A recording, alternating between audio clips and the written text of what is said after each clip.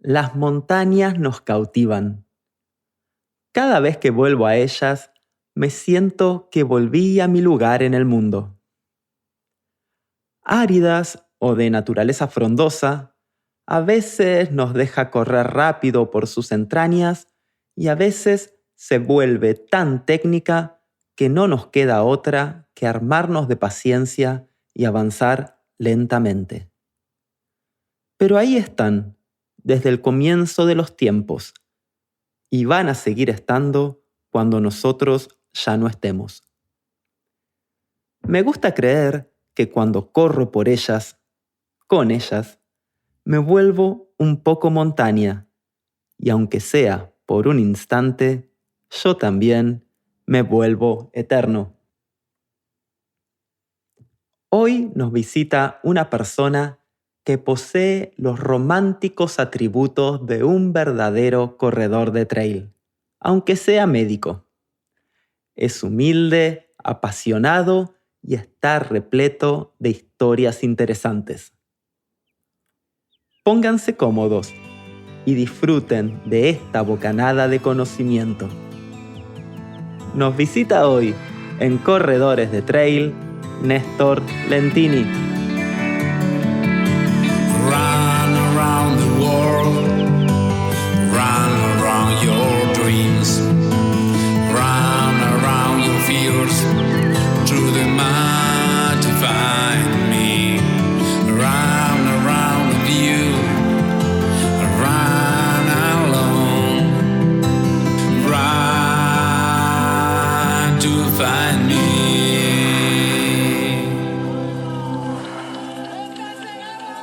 Hola Néstor, ¿qué tal? ¿Cómo estás? Bien, ¿cómo te va, Ariel? Buen día para mí. Muy bien, para mí también buen día. Acá está amaneciendo en la ciudad de Montreal y la verdad va a ser un bonito día, calculo que tengo ese sentimiento, dado que vamos a hablar de un tema que no hablamos todavía en el podcast. Pasaron por el podcast psicólogos, nutricionistas, deportistas de élite, pero médicos deportivos o especialistas de medicina deportiva no pasaron todavía. Y hoy tenerte a vos, Néstor Cacho Lentini, va a darle un matiz diferente al podcast, lo cual me gusta mucho. Pero como me gusta decir siempre, vamos a empezar por el principio. El podcast se escucha en muchísimos países y sé que en Argentina vos sos una eminencia, a nivel internacional también lo sos, pero quizá no suene tanto el nombre Néstor Lentini y sí, quizá más Cacho Lentini. Y para decir o enumerar algunos de los atletas con los que trabajaste, para enumerar algunos, vamos a nombrar a Gabriela Sabatini, a Escola. Fuiste profe de nada más ni nada menos que de Diego Armando Maradona, muchísimos años, y cuando digo muchísimos años, ¿de cuántos años estamos hablando? Y mirá, empezamos a trabajar en el previo, un año antes, casi del Mundial, que lamentablemente después a él le dio el dopaje positivo, en el cual yo no estuve, por supuesto, en esa instancia, pero y te estoy hablando, y trabajé más o menos unos 4 o 5 años con él, aproximadamente, primero como médico de él y después como médico de los planteles de él. O sea, yo estuve trabajando en Dubái y en Fujairah, en los Emiratos Árabes, en los equipos que Diego era el entrenador. Claro, y vos fuiste el médico, estamos hablando del Mundial de Estados Unidos 94, en este fatídico me cortaron las piernas cuando tuvo que salir acompañado de una enfermera, y fuiste vos el que tuvo que demostrar que no fue cocaína, sino una clase de efedrina, ¿no? Exactamente, estás bien informado. El tema fue que a él le dieron una sustancia que en Estados Unidos es de venta libre, que se llama Ripefill, y que tiene hierbas del maguán, que son hierbas chinas, y esas hierbas tienen efedrinas. Y esas efedrinas para el Comité Olímpico, en ese caso, las reglas del Comité Olímpico, en este caso del fútbol, de la FIFA, eran similares a las reglas digamos, del Comité Olímpico Internacional, y las efedrinas estaban todas prohibidas. Y a él le dio positivo porque él estaba tomando otro, que yo tampoco se lo había prescripto, que era el Ripple Fast, que era simplemente un quemador de grasas. Pero como se le terminó allá, un inconsciente le fue a comprar en un lugar, digamos, de un supermercado, que son de venta libre, ese suplemento que tenía hierbas del maguán, que son hierbas chinas, que se utilizaban en forma milenaria para mantener despierto a los reyes, ¿no?, de los chinos. Y entonces, bueno, eso es lo que, por eso hay que tener mucho cuidado a los atletas y a los deportistas cuando toman sustancias que compran, suplementos que sean de marcas muy bien registradas, que no sean de cualquier marca, porque pueden estar contaminadas. Claro, y lo que bien decías, que hay algunos medicamentos que están permitidos en algunas asociaciones, como en Estados Unidos, por ejemplo, en la época estaba permitida esta sustancia para el básquet o el hockey sobre hielo, pero para la Exacto. FIFA o para el fútbol no lo estaba. Exactamente. Y ahora la WADA, o sea, la Agencia Mundial Antidopaje, algunas efedrinas o pseudoefedrinas, por ejemplo, cuando se da por vía nasal se permiten en unas determinadas dosis, pero en este caso, bueno, no era lo que sucedió en esa época, ¿no?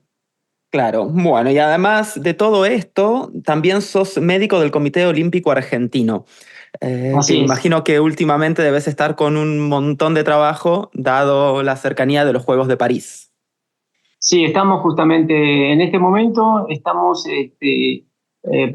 justamente tuve que dar un examen de WADA, o sea, de ADEL WADA, que es el World Agency Anti-Dopage, que es lo que tenemos que dar nosotros. A veces nos piden que actualicemos nuestros conocimientos en todo lo que es antidopaje. Así que por suerte la semana pasada pude obtener el certificado que ya está en París, y ahora estamos en el tema del armado de las valijas con todos los medicamentos que vamos a llevar, que tenemos que, por supuesto, denunciar ante el país, en este caso París, para que sepan qué es lo que nosotros vamos a ingresar a la villa para darle a nuestros atletas. La verdad que es súper interesante. Me quedaría hablando de esto porque la verdad tampoco tuve contacto con un médico que sea el médico del Comité Olímpico de un país. Pero bueno, como dicen por acá, vamos a volver a nuestras ovejas. Hoy estamos acá, Cacho, para hablar de altimetría y hablar de adaptación a la altura. Nuestras carreras se corren por paisajes muy variados. A veces estamos corriendo por montañas que van a 1.000, 1.500 metros, lo cual no comprometería el nivel fisiológico de un atleta. Pero a veces hay carreras que pasan los 3.000, 4.000 y algunas tocan hasta los 5.000 metros de altura. Y para meternos un poquito en este mundo, me gustaría hacerte un par de preguntas para empezar. ¿Cuánto tiempo toma adaptarse a la altura? Y acá quiero abrir como dos posibilidades. Volviendo al tema del fútbol, había una vieja creencia que decía que los atletas, por diferentes motivos, no pueden llegar 2 semanas antes a jugar en la altura, por ejemplo en La Paz, por cuestiones de calendario. Y había la creencia de decir, llegar y jugar. Con Ujú. un deportista que planea hacer una carrera, sea 40 kilómetros o un ultra trail de 160 kilómetros, esto de llegar y jugar o llegar y correr se complica porque 160 kilómetros igual se hacen 30, 40 horas. ¿Cómo lo ves vos, esto de llegar y competir? O si es mejor adaptarse, me imagino que la respuesta siempre es mejor adaptarse con tiempo. ¿Qué pasa en el cuerpo y demás? Bueno, mira, Ariel, las respuestas tal vez pueden ser muy complejas o muy sencillas, porque en definitiva no se adapta el que quiere, sino el que puede. Hay personas, a lo mejor vamos nosotros dos a la altura, nos vamos a 3.500, 4.000 metros, y resulta que yo no me puedo terminar a las pocas horas estoy con mal de altura, con una edema aguda de pulmón y me obliga a bajar, y a lo mejor vos estás perfectamente bien, nunca hiciste absolutamente ninguna experiencia en altura y sin embargo la altura no te afecta. Es decir, que hay organismos que no tienen ese problema y otros que sí. Pero independientemente de eso, yo fui 3 veces. Yo te puedo hablar de la experiencia y del conocimiento, o sea, de lo que pude leer, más mi experiencia. Yo estuve en 3 oportunidades en el Cerro Aconcagua, que sabés que tiene 6.960 metros. Bueno, estuve trabajando y haciendo algunos trabajos de investigación con un grupo de médicos, profesores de educación física, kinesiólogos, en 3 oportunidades, y trabajamos a 4.370 metros, que es Plaza de Mulas, y trabajamos a 5.100 metros, que es el Cerro Bonete. Bueno, ahí pudimos ver, entonces estuvimos aproximadamente unas 3 semanas cada vez que íbamos para, para hacer toda una serie de estudios, ergometrías, estudios bioquímicos, etc. El tema es así. Lo que se dice es que para estar adaptado a la altura se necesita 1 semana cada 1.000 metros de ascensión. Es decir, que si yo voy a trabajar a 3.000 metros, necesitaría 3 semanas de adaptación. 1 semana cada 1.000 metros. Por otro lado, vos viste que en el fútbol prueban siempre muchas fórmulas, entre comillas, y bueno, si ganan, dicen que ese era el método. Si pierden, por supuesto, dicen que no era ese el método. Entonces, ¿qué hacen? Lo reducen a los triunfos o no que hayan tenido esos equipos, cosa que eso no es correcto. Entonces, lo que sucede es que no se puede, algunos dicen de llegar inmediatamente a la altura, llegar el mismo día, porque los síntomas aparecen aproximadamente entre las 4 y 6 horas de permanecer en la altura. Por eso, el corredor tiene que tener en cuenta si va a pasar por 5.000 metros, pero claro, va a pasar por 5.000 metros, pero previamente pasó por 3.000, subió a 4.000 y llegó recién a 5.000. Aunque esté ahí algunos minutos en 5.000 metros, tuvo que pasar primero por 3, 3,5, 4, 4,5 y 5. O sea que no sé cuánto tiempo le puede llevar llegar de 3.000 a 5.000 metros mientras va corriendo, pero evidentemente el esfuerzo es muy importante porque el porcentaje de oxígeno, si bien el tema es así, nosotros tenemos 20% de oxígeno a nivel del mar, pero tenemos 20% de 760 milímetros de mercurio, o sea, de una atmósfera. Entonces, cuando vamos subiendo, esos 760 empiezan a disminuir, y a lo mejor en 3.000, 4.000 metros ya no son 700, son 550. Es decir, vamos a tener el 20%, como siempre, de oxígeno, pero de 500, no el 20% de 760. Y eso es entonces, esa es la hipoxia, que se conoce, y por lo tanto nuestro organismo necesita, sí o sí, empezar a intentar adaptarse, y para eso desarrolla una serie de mecanismos. El primer mecanismo que hace el organismo es empezar a hiperventilar. Entonces empezamos a respirar mayor cantidad de veces por minuto, ¿no es cierto? Aumenta nuestra frecuencia respiratoria. Y al aumentar la frecuencia respiratoria, ¿qué sucede? Que empezamos a perder cada vez más líquido, agua, porque lo perdemos a través de la respiración y nos deshidratamos. Entonces ya ahí tenemos un tema que hay que tener en cuenta. Hidratarse muy bien cuando uno va a la altura. ¿Por qué? No te das cuenta y te deshidratás con la misma respiración, por la hiperventilación. Entonces, dale.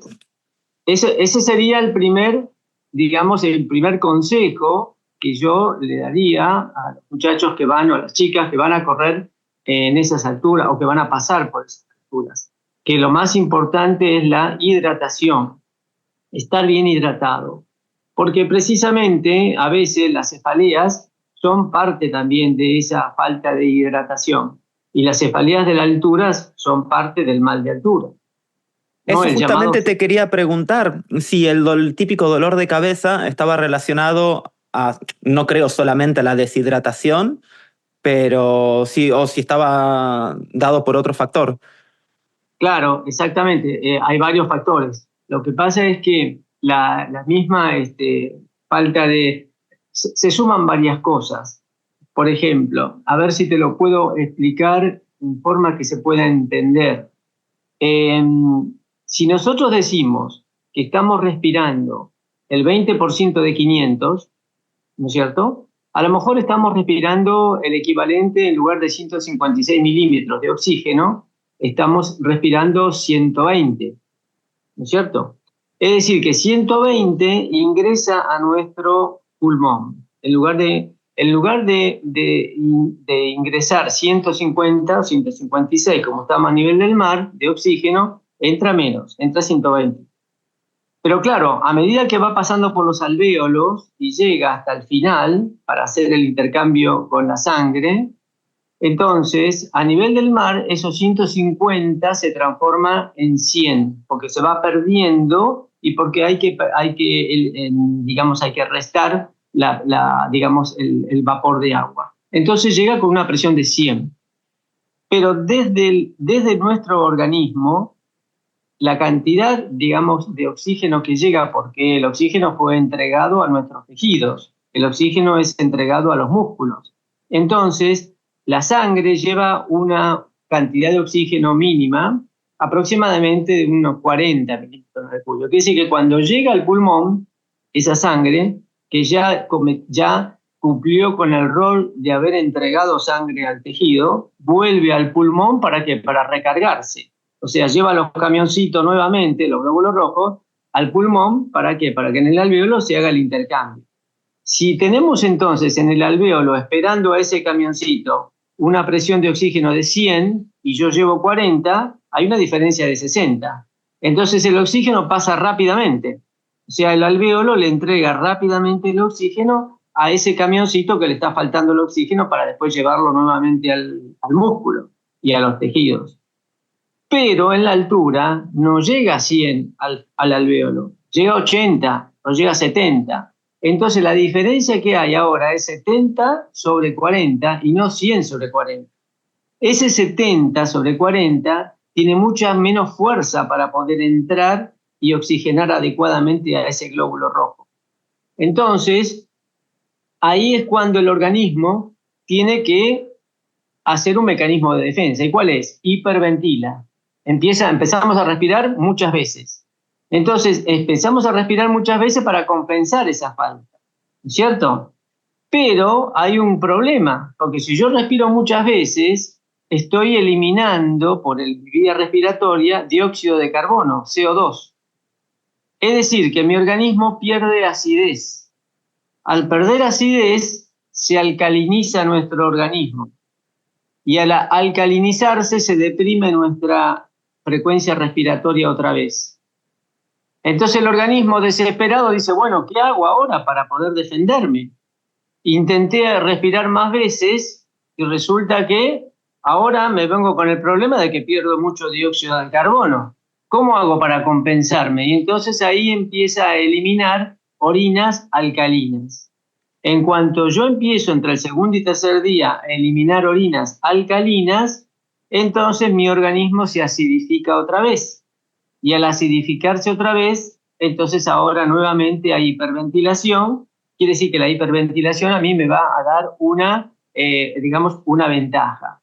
Me va a facilitar que entre más oxígeno. Entonces, eso por un lado, pero claro, en ese ir y venir de modificaciones, cuando yo tengo que respirar y cuando a mí me empieza a faltar el oxígeno, eso a nivel cerebral se traduce, entre otras cosas, por cefalea. Entonces empiezo a tener cefaleas, esas cefaleas pueden ser intensas. Entonces, ¿qué hago yo? Tomo un analgésico común. Puedo tomar aspirina, puedo tomar a lo máximo por ejemplo, acá en Argentina se habla del ibuprofeno, que seguramente ahí debe estar también, pero no hay que pasarse de ese tipo de analgésicos. Nunca hay que tomar analgésicos de tipo hipnóticos. Eso está totalmente contraindicado en la altura. Totalmente contraindicado. Si a mí no se me va el dolor de cabeza con un analgésico común, entonces es un indicativo de que tengo que bajar por lo menos 1000 metros. Si tengo un dolor de cabeza que se me va con un analgésico común, puedo seguir subiendo sin problemas. Y antes de meterlos en la próxima etapa, que ya serían edemas y demás, te quería preguntar, a nivel de adaptación, ¿qué sucede? Porque recién hiciste este paralelo entre glóbulos rojos y camioncitos. Me imagino que el organismo va a intentar producir más glóbulos rojos para transportar más sangre. Pero aparte de esto, ¿qué adaptación buscaríamos pasando más tiempo en la altura? Pasando más tiempo en la altura, entonces, ¿qué necesitamos? Necesitamos más glóbulos rojos. El organismo es muy sabio y entonces inmediatamente cuando nosotros subimos a la altura, en forma casi inmediata, empieza a estimularse una hormona que se llama eritropoyetina. Esa eritropoyetina, vos sabés que en el ciclismo muchas veces hay doping positivo porque se inyectan eritropoyetina, ¿cierto? Entonces, eso está prohibido. Hay una forma de detectar si te la enchufaste de afuera, si te la inyectaste de afuera, o es natural, cosa de que es una forma de saber si realmente hay un dopaje o no. Lo normal, lo habitual, es que uno sabe perfectamente que ni bien llega a la altura, la eritropoyetina se estimula. Al estimularse la eritropoyetina, empiezan a haber formaciones, digamos, de glóbulos rojos. Primero están los jóvenes y después se van madurando. Y decir que eso lleva un tiempo, lleva una semana, 2 semanas. Por eso es que a los que hacen triatletas, o sea, a los triatletas o aquellos que quieren aprovechar el efecto altura para poder después competir en el llano, ¿no? Se les dice, bueno, vayan y estén 3 o 4 semanas en una altura que sea aproximada a los 2.000 metros. A los 2.000 metros generalmente no hay síntomas, hay dolor de cabeza pasajero, entonces no te impide entrenar. Al no impedirte entrenar, vos podés adaptarte, digamos, aprovechar esos 2.000 metros durante 3 o 4 semanas para que vos tengas glóbulos rojos, o sea, mayor cantidad de glóbulos rojos. Que después, cuando bajás a nivel del mar para competir, bueno, eso es una ventaja que pudiste lograr en forma fisiológica. Y eso es algo que se utiliza, ¿no es cierto? Actualmente los atletas lo hacen. Los que corren ciclismo de ruta, los que hacen triatlón, generalmente hacen eso. Entonces, Sí. ahora, sí, perdón. No, sí que se está poniendo muy de moda y justamente en Argentina uno de los lugares donde la gente va es Cachi. Bueno, los keniatas y los etíopes entrenan en el Valle del Rift, que está arriba de 1500 metros. Y sí, cuando corren después en el llano, cuando vuelven a bajar, como bien decías, más glóbulos rojos y mayor capacidad para consumir y transportar el oxígeno. Exactamente. Vos sabés que hace muchos años yo era director nacional de investigación y capacitación deportiva de la Secretaría de Deportes y me tocó ir a Cachi y fui uno de los que aprobó que se utilizara ese lugar para que los atletas pudieran hacer su adaptación y después ir a competir en el llano. O sea, tuve esa suerte, digamos, de vivir esa época en la cual me tocó ir, me acuerdo haber llegado a Cachi en un avión chiquito con el vicegobernador y bueno, y haber visitado todo ese lugar entonces como para que los atletas pudieran entrenar ahí. Así que lo recuerdo mucho, el Cachi es un lindo lugar para poder entrenar y lograr ese efecto. Lo Claro que que sí sí. hay que tener en cuenta, Ariel, es algo muy importante, que cuando vos llegás, después de estar 4 semanas arriba, no es conveniente competir al día siguiente. Tenés que esperar aproximadamente entre 10 y 12 días antes de competir y lograr el efecto que fuiste a buscar. ¿Por qué? Porque cuando vos después de estar 4 semanas ahí arriba bajás, vos estás con hiperventilación y tenés una cierta todavía, digamos, tu sistema cardiovascular se tiene que volver a readaptar a nivel del mar. Y eso necesita más o menos unos 10 días. Quiere decir que las condiciones ideales es ir 4 semanas a 2.000 metros, entrenar perfectamente ahí y luego bajar a nivel del mar, esperar 10 días y ahí sí poder empezar a competir. O sea, para lograr el buen efecto de ese trabajo que uno intentó ir a 2.000 metros. Y a partir... Volví. Sí, sí, pero Sí. dale. No, quería retomar el tema de los que van para arriba, o sea, los que van a más de 5.000 metros, o los mismos jugadores de fútbol. Los jugadores de fútbol, viste, tienen pobres, los obligan a ir a jugar a esas alturas, la altura de Bolivia, que son 3.000 y pico de metros y 4.000 metros cuando llegás, porque el aeropuerto está más alto todavía. Y eso no son condiciones que favorezcan, incluso hasta perjudican la salud del deportista.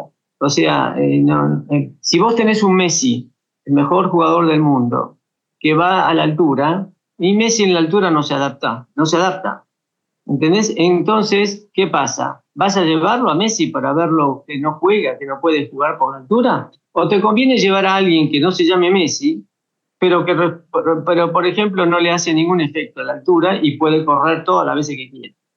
Entonces hay que evaluar eso, y eso no se tiene en cuenta. Entonces, ¿y se sabe por qué pasa esto? ¿Por qué algunas personas sufren más el mal de altura que otras? no, en general no. Lo que se sabe, son condiciones más genéticas en las cuales algunos se adaptan y otros no, ¿no? Entonces hay características muy individuales que evidentemente no se conocen en su integridad. Pero bueno, eso se sabe, sí, que hay gente que se adapta y hay gente que no se adapta. Y hay gente que no tiene ningún problema de altura y otros nunca pueden ir. A veces cuando vos vas varias veces es bueno, porque la segunda vez te resulta más fácil que la primera y la tercera más fácil que las otras dos. Entonces es como que tu organismo se va adaptando progresivamente y va reconociendo la altura a la cual vos ya trabajaste. Entonces es como que el organismo tiene memoria y entonces le cuesta menos adaptarse. Y hablando un poco de patología, ya cuando nos vamos más a alpinismo, cuando ya pasamos los 5.000 metros y nos toca hablar de edema pulmonar, edema Sí, cerebral, sí. rápido, no te quiero cortar ni sacar todo el día. Primero, ¿qué sería un edema y cómo podríamos saber que estamos sufriendo uno? Mira, el edema agudo de pulmón o el edema cerebral, nosotros lo podemos detectar, incluso hemos detectado el grupo de un soldado una vez se había perdido queriendo hacer cumbre. El teniente primero Ibáñez fue el ejército que a nosotros nos ayudó mucho, con logística, con mulas, nos acompañaron. La verdad que fueron algo espectacular. Pero uno de los años en los cuales nosotros fuimos era el año en el cual todos los soldados de ese regimiento tenían que hacer, porque se cumplían, creo que fue el año 2000, que se cumplía, bueno, no sé qué cantidad de años, y entonces se festejaba de alguna manera en que todos tenían que ir a hacer cumbre a la Aconcagua, ¿no? Los soldados. Viven en Puente del Inca, que ya viven a 2.000 metros, ¿no? Entonces, ahí está el regimiento. Y uno de ellos parece que se perdió. Entonces, justo cuando llegamos nosotros, lo habían encontrado después de varios días, y el muchacho estaba con un edema agudo de pulmón y un edema cerebral. Entonces, el edema agudo es líquido, el líquido en los pulmones y líquido en el cerebro.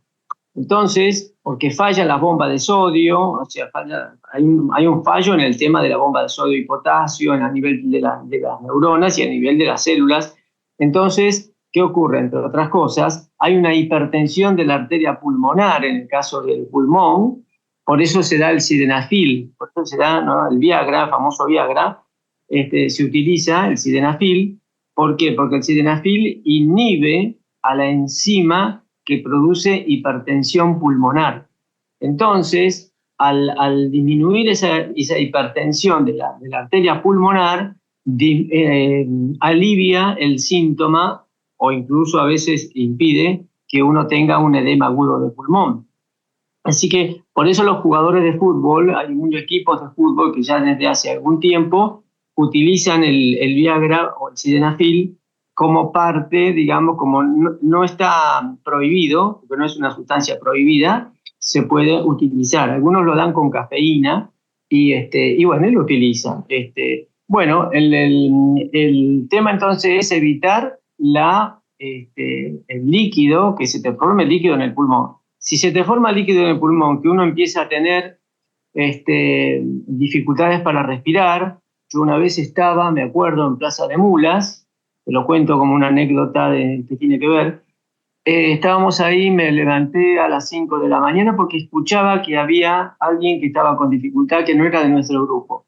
Entonces cuando bajo, estábamos ahí en el hotel que hay ahí en Plaza de Mulas, veo que había un muchacho que estaba jadeando, ¿no es cierto? Entonces lo ausculto y tenía líquido, lo que se llama encharcado, ¿no? Tenía líquido en uno de los pulmones. Entonces, como uno pierde conciencia de la realidad de la situación, cuando uno está con un edema de pulmón, no toma conciencia que realmente está con un problema muy grave, ¿no? Es como que lo toma como algo pasajero. Entonces, el edema agudo de pulmón hay cefalea, hay, a veces hay náuseas y vómitos, a veces, no siempre, pero lo más importante es las dificultades para respirar porque el pulmón tiene líquido. En consecuencia, lo que a veces puede tener incluso hasta, puede tener escupir con sangre, para decirlo de alguna manera. Pero bueno, entonces, ¿qué sucede? Algunos dan un corticoide en ese momento, ¿no? Dan un corticoide, pero en realidad el único tratamiento para un edema de pulmón es bajar por lo menos 1000 metros. Si yo estoy con un edema de pulmón, como me pasó con ese muchacho quería seguir subiendo a Nido de Cóndores y estaba listo para comerse una hamburguesa. Entonces yo le dije, mirá, tenés que bajar. No, yo encontré me decía todo así, apenas que podía respirar. No, yo puedo seguir, de acá voy a ir con un amigo. Le dije, mirá, entonces tuve que ser muy crudo, ¿no? Y dije, mirá, tenés dos opciones. Si te quedás acá y querés subir, te morís. Si vas abajo, te salvás. Elegí, ¿querés morirte o querés salvarte? Y ahí tomó un poco conciencia y el amigo que estaba con él lo subió a una mula. Para colmo, había dificultades de conseguir una mula, no había mulas, hasta que después, bueno, se pudo conseguir y pudo bajar hasta Puente del Inca y se salvó.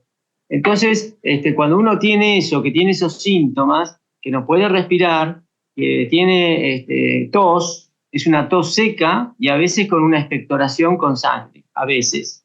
Cuando empieza con esos síntomas, que se pueden acompañar del dolor de cabeza, el dolor de cabeza, si no calma con analgésicos comunes, uno tiene que descartar que no esté haciendo un edema cerebral. Hay unas tarjetitas muy lindas que se llaman test de sensibilidad de contraste. Por ahí te conviene, en una de esas, buscarlo, porque seguramente en oftalmología se usa test de sensibilidad de contraste.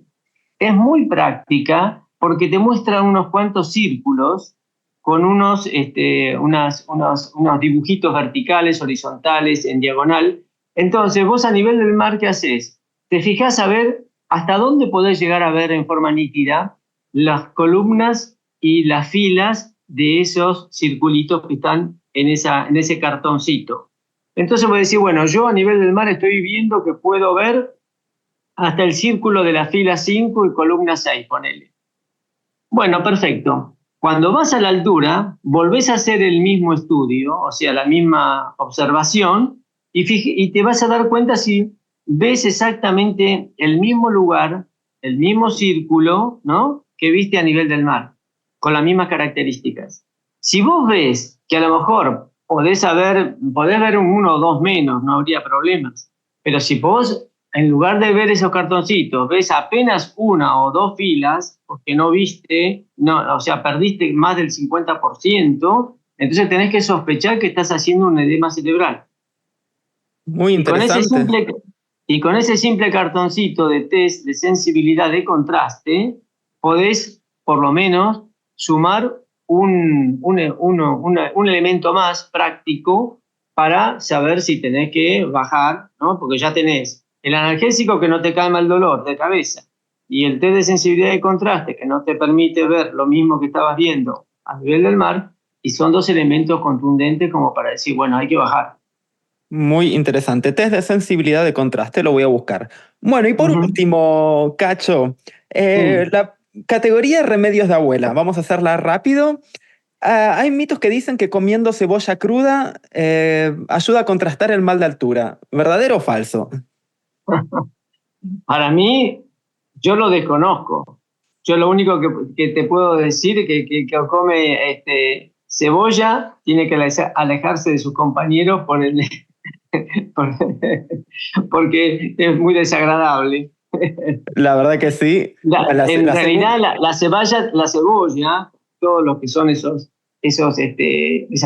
verduras, tienen otro tipo digamos, de ventajas. Por ejemplo, tienen antioxidantes, o sea que para eso sí, vos sabés que las frutas y las verduras de diferentes colores nos aportan todos los vitaminas, minerales y fitoquímicos que necesita nuestro cuerpo para atacar justamente a los cientos de miles de radicales libres que nos atacan todos los días. Entonces, la mejor manera de atacar a esos radicales libres es precisamente con frutas y verduras de distintos colores. Para eso sí sirve la cebolla, como sirven, por ejemplo, los fluorofanos de la verdura del color verde, como sirven, por ejemplo, el resveratrol del vino o del color rojo, o, en fin, los fitoquímicos, e incluso el tomate, que tiene tantas buenas propiedades también, porque todos los frutos rojos o de color rojo tiene sus grandes ventajas, ¿no? Así que para eso sí, para la altura, la verdad, lo desconozco. Mejor un tomate o una frambuesa y además vamos a tener mejor aliento. Segundo categoría de estos remedios de abuela, mascar coca. Este es bastante conocido. Sí, sí. Bueno, a mí me ofrecieron cuando yo fui a Salta, yo fui al comienzo de mi historial de la medicina, yo fui médico de la selección de básquetbol, empecé con selección de juveniles, y uno de los primeros fue la selección de básquetbol de Capital Federal, y cuando llegamos a Salta, estábamos con un problema de algunos muchachos que tenían dolores de cabeza, y yo me fui a recorrer toda la farmacia a ver cuál era el problema, y ahí me dijeron, mire, dice, este es un problema que le hace la altura, en este caso a los chicos. Dice, así que usted lo que puede darle es, fíjese en la farmacia que hay una pastilla que se llaman Soroche Pills, ¿no? Y Soroche Pills precisamente tiene algunos de esos elementos, y si no, dele té de coca. El té de coca se utiliza, o algunos mascan coca, pero si no, el té de coca sí se utiliza. Y algunos que han tomado té de coca, yo lo he podido comprobar, que aquellos que lo han hecho, bueno, han tenido la desaparición de los síntomas de mal de altura en forma rápida. O sea que podemos darle un visto positivo, digamos, a tomar un té de coca o a mascar coca, pero solamente para esas circunstancias, ¿no? Porque además la cantidad es mínima. Claro, y imagino que por tomarte un té de coca no vas a dar doping positivo. No, bueno, no sé, posiblemente sí, porque ¿Sí? hoy en día sí, porque posiblemente sí, porque ¿por qué? Porque actualmente la tecnología que se utiliza para detectar partículas en el sistema antidopaje, los cromatógrafos son de altísima sensibilidad y miden millones de partículas. Entonces miden una partícula en millonésima, o sea que pequeñas cantidades, y como está prohibido totalmente, entonces no hay ni siquiera un mínimo que te puedan permitir. Claro. Bueno, así que cuidado con los que vayan al norte argentino, Bolivia y demás. Si tienen competencia, debe hacer mucho cuidado con la coca. Bueno, Néstor Cacho Lentini, la verdad se aprendió muchísimo, nos la pasamos genial y no me queda más que agradecerte por tomarte este tiempo con nosotros. Bueno, te agradezco mucho, Ariel. Yo conozco ahí Canadá, y realmente cuando me tocó ir a los Juegos Panamericanos en Toronto, la pasé realmente muy bien. No sé si vos estás ahí desde hace muchos años, pero seguramente estarás disfrutando de ese país. Sí, la verdad que sí. Bueno, Néstor Cacho Lentini, muchas gracias por haber pasado por los micrófonos de Corredores de Trail. Bueno, un abrazo a todos. Chao, buen día.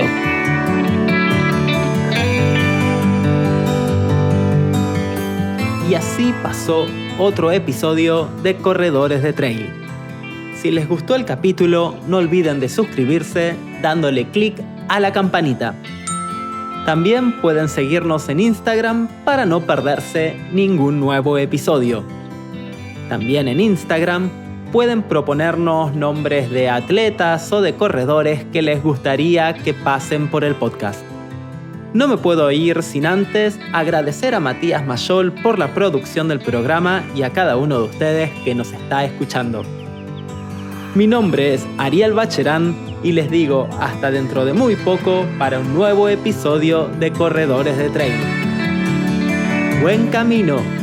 Run around the world, run around your dreams, run around your fears, through the mud to find me, run around with you, run alone, run to find me.